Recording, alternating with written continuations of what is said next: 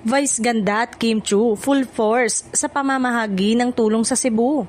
Matapos yanigin ng Cebu, hindi nagdadalawang isip ang dalawang kapamilya stars na sina Vice Ganda at Kim Chiu na tumulong at magbigay ng pag-asa sa mga nasalanta. Bilang tubong Cebu, isa si Kim sa mga unang personalidad na nagpaabot ng tulong.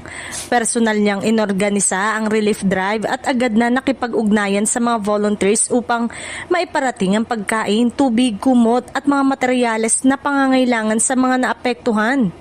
Sa kabila ng mga negatibong komento na natatanggap niya online, pinatunayan ni Kim na mas pinili niyang tumugon sa tawag ng pangangailangan kaysa sa mga bashers.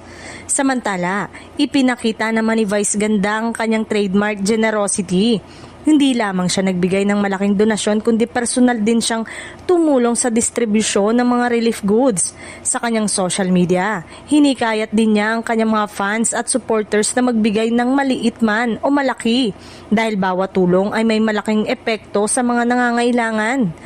Umani ng papuri ang dalawa mula sa netizen at mga kababayan sa Cebu.